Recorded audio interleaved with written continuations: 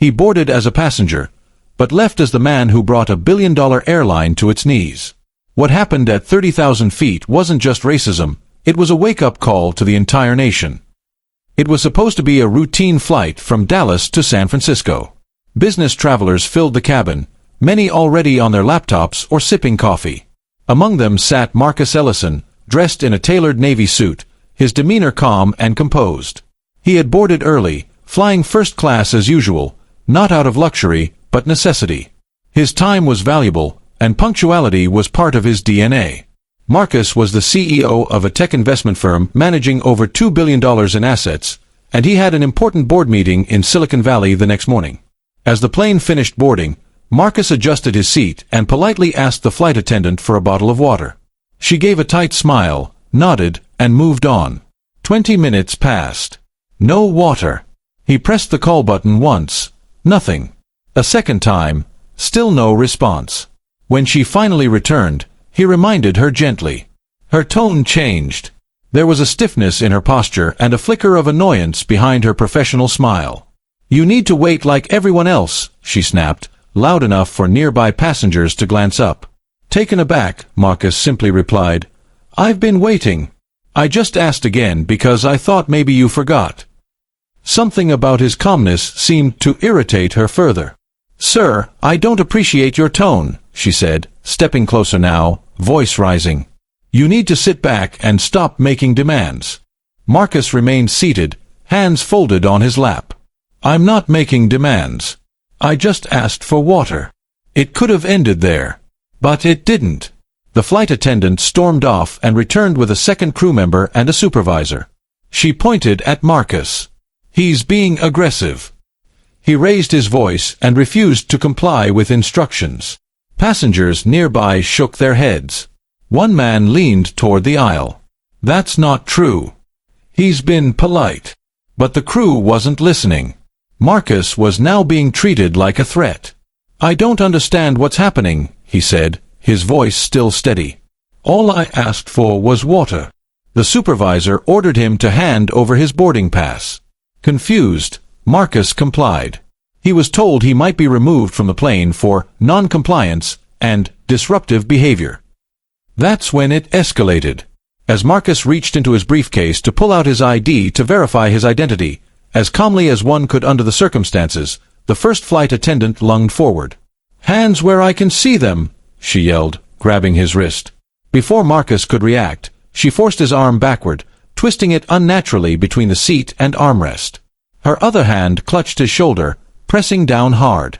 Gasps erupted throughout the cabin. A woman screamed. Phones were suddenly recording. "Stop! You're hurting him!" a man shouted from 2 rows behind. The crew tried to shield the scene from other passengers, but it was too late. Cameras caught everything: the aggression, the panic, the blatant overreaction. Marcus sat frozen, more shocked than anything. He wasn't fighting back. He wasn't shouting. But still, he was being manhandled as if he were some kind of threat. The pilot made an announcement. The flight would be delayed due to a security situation. Airport police were called to the gate. By the time they arrived, Marcus was standing in the aisle, holding his bruised wrist, trying to explain himself. To the officers' credit, they listened. Witnesses spoke up. Videos were shown. And slowly, the truth started to emerge. There had been no aggression. No raised voice. No refusal to comply. Just a black man in first class, treated like a criminal for asking for water. The flight attendants, seeing the tide turn, tried to backpedal. They claimed he had made them feel unsafe. They used words like intimidating and unpredictable. But with the evidence piling up, their narrative began to fall apart. Marcus was not arrested. He wasn't even asked to leave the flight, though he chose to disembark voluntarily. He walked off that plane not because he was guilty, but because he knew exactly what had just happened. He had lived it before. Just not this blatantly. Not this violently.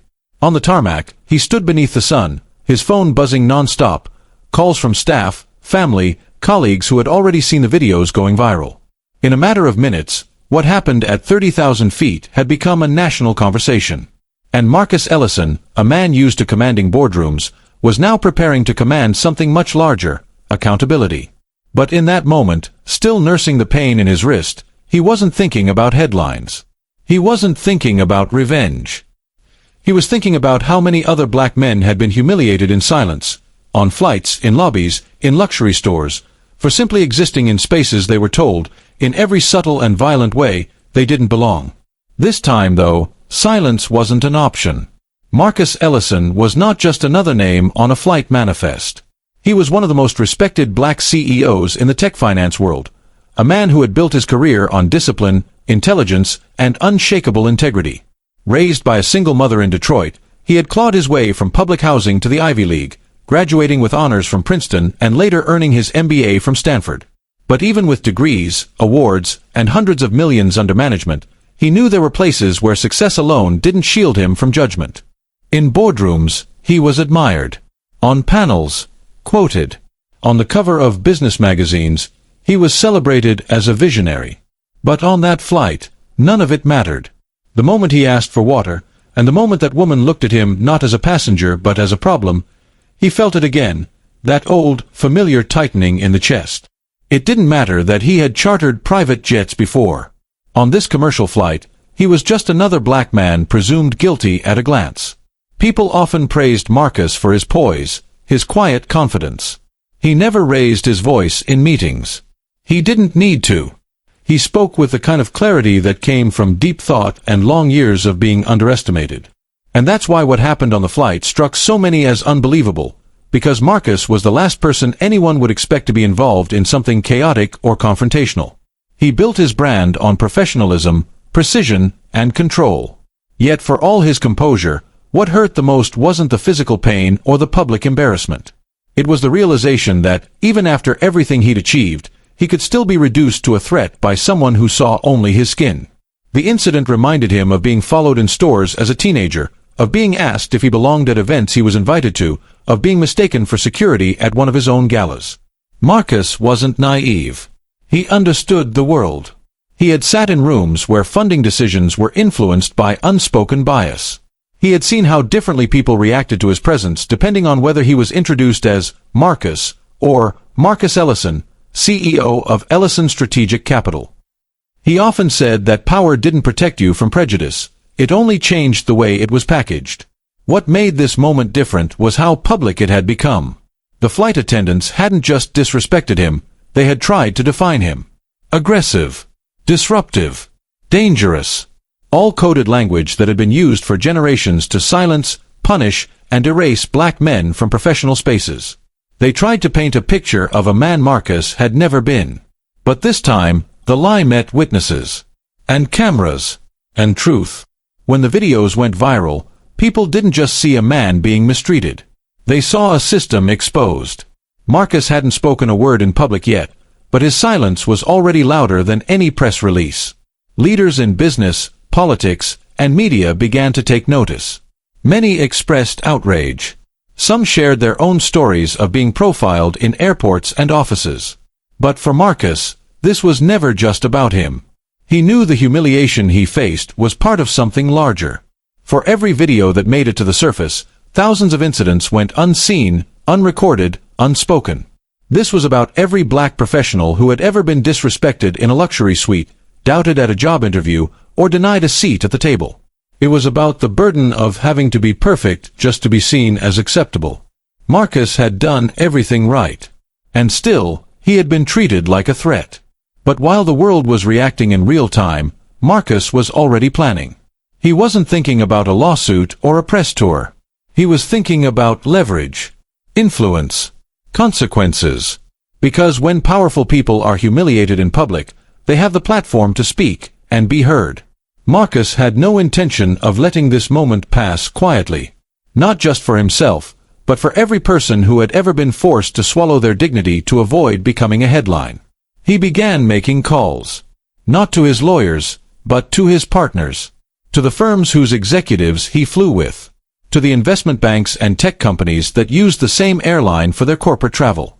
He knew exactly how many contracts were tied to the airline's elite business accounts. And he knew how quickly those ties could be cut if enough people were willing to take a stand. This wasn't about revenge. It was about respect. Marcus understood that change didn't come from anger alone. It came from action, strategic, economic, sustained. He had no desire to ruin a company. But he did intend to hold it accountable.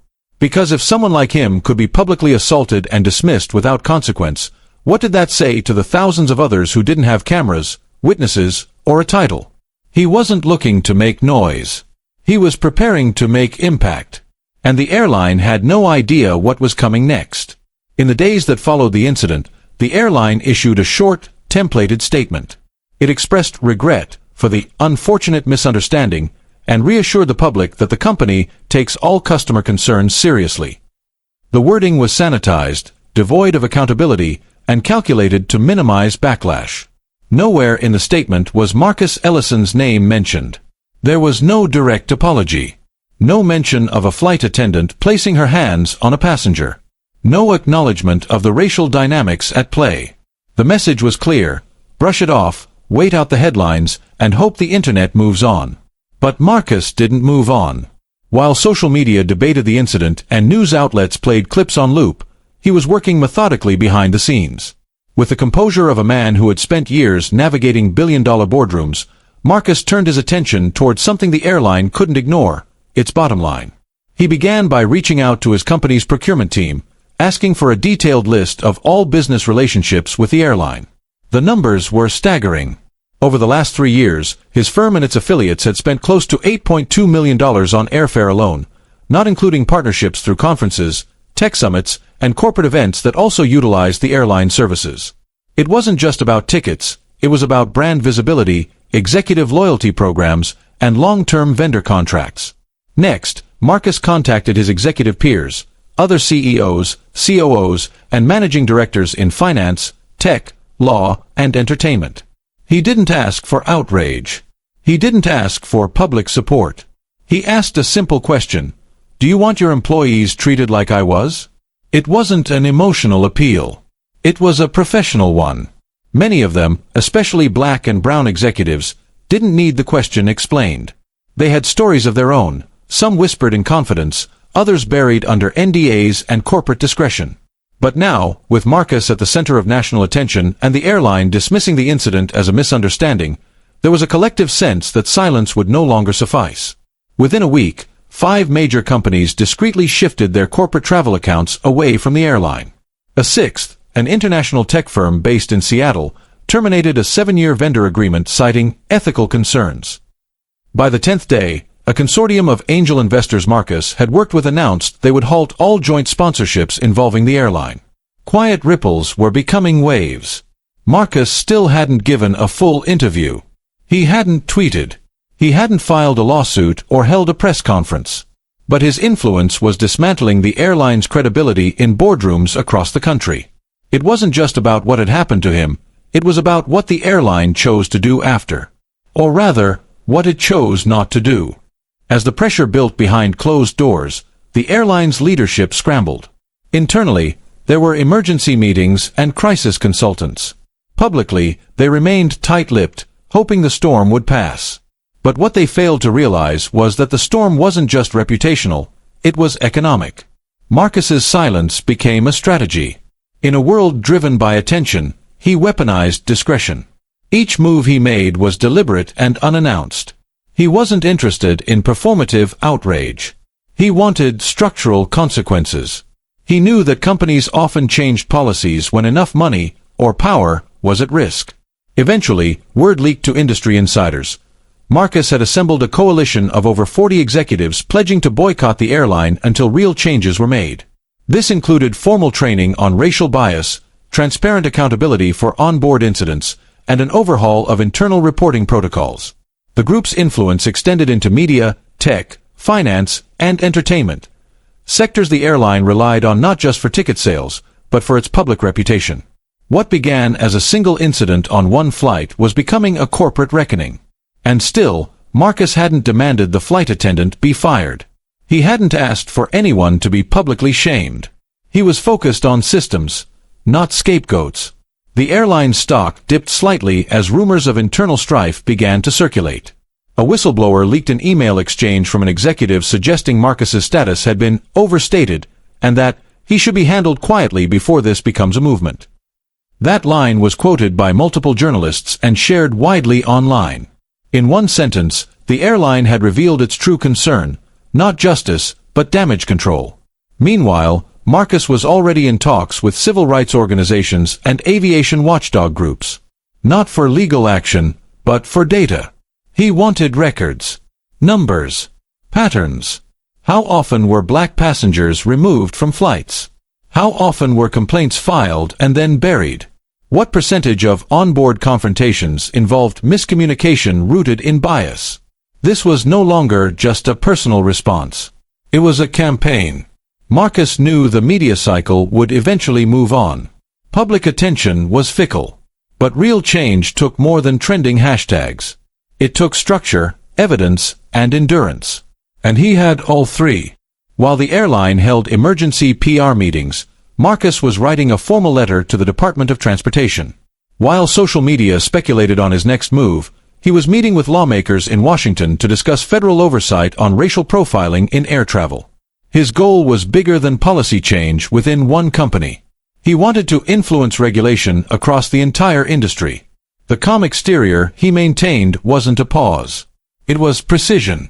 He didn't need to scream to be heard. He needed to act where it mattered. And soon, the airline would learn that silence from a powerful man isn't surrender, it's strategy. The reckoning arrived not with a roar, but with a chain reaction. By the time the airline's executives realized the scope of the crisis, their inaction had become the most incriminating evidence against them. What began as a single act of disrespect had grown into a full-blown corporate and cultural movement, led by one man who chose principle over publicity. Marcus Ellison had no need for theatrics.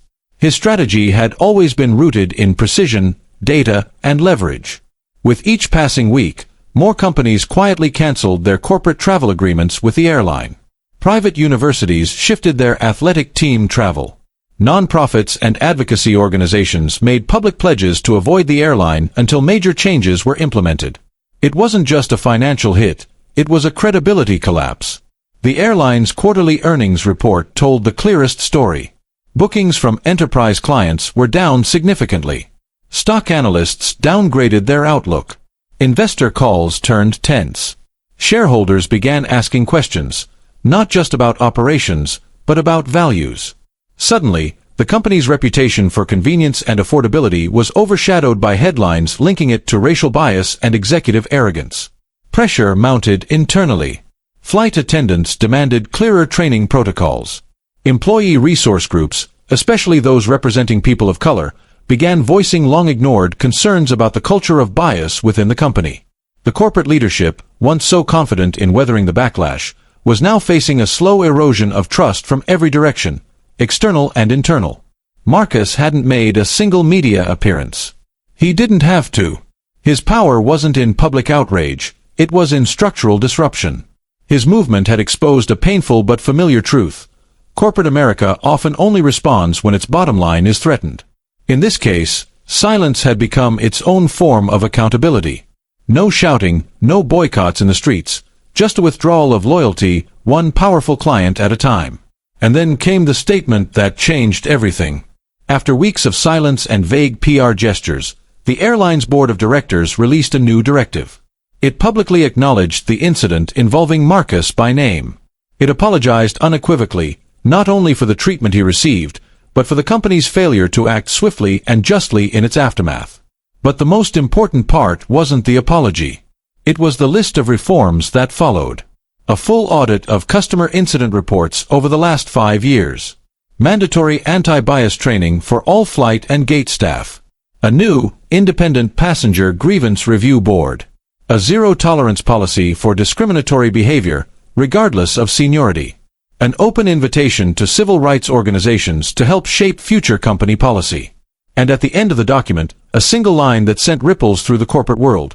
We thank Marcus Ellison for holding us accountable when we failed to hold ourselves. The impact was immediate. Airline industry executives began reassessing their own policies, fearing they could be next. HR departments across travel and hospitality sectors reviewed their incident protocols. Lawmakers who had once ignored calls for oversight now had fresh evidence and political momentum. A congressional subcommittee began exploring racial bias in public transportation. For the first time in years, legislation aimed at improving equity in the airline industry gained bipartisan attention. But for Marcus, the win wasn't personal. It was systemic. He had never wanted vengeance. He wanted reform. And now, reform was no longer just a possibility. It was underway. The most striking outcome wasn't what the airline lost. It was what the movement gained. Employees who had stayed silent out of fear began sharing their own stories. Some described being mistreated by passengers and ignored by superiors. Others described being reprimanded for reporting racism. The culture of silence that once protected the company's public image had cracked wide open. Marcus had done what few corporate leaders ever attempted. He used his power not to protect his image, but to confront an injustice that many in his position might have quietly endured. In doing so, he redefined what leadership looks like. He reminded the world that power used with purpose can correct not just one wrong, but a pattern of them. He reminded his peers that having a seat at the table means more than personal success. It means reshaping the table for those who follow. The legacy of the incident extended far beyond one airline or one CEO. Universities added curriculum on racial bias in corporate culture. Business schools cited the case in ethics lectures. Startups pledged to prioritize equity in their travel policies. Investors began including corporate values and bias policies in their risk assessments. The ripple effects were cultural, economic, and educational. In a world where black excellence is often met with suspicion, Marcus Ellison reminded everyone that dignity is non-negotiable. That no amount of success exempts a person from prejudice, but it does provide the tools to fight back strategically. And that sometimes, the most powerful protest is not a march or a megaphone, but a refusal to stay quiet when dignity is stripped. The airline may have resumed its flights. The stock may have recovered over time. But something had shifted permanently. One act of injustice had grounded more than just a flight. It had grounded the illusion that bias in elite spaces could go unchecked.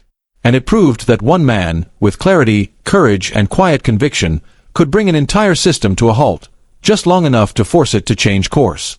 Marcus Ellison didn't just stand up for himself. He stood up for every passenger who's ever been dismissed, disrespected, or dehumanized. He didn't shout, threaten, or beg. He strategized. He proved that power in the right hands doesn't just speak, it transforms. So the next time someone tells you to stay quiet, to let it go, or that it's just how things are, remember this story. One man, one moment, and an entire industry forced to face the truth. Injustice may fly under the radar for a while. But when dignity takes flight, no one can ground it. If this story moved you, share it. Because real change starts with those who refuse to sit silently. Subscribe for more powerful, real-life stories that challenge, inspire, and ignite change. Until next time, stay aware, stay courageous, and always stand for what's right.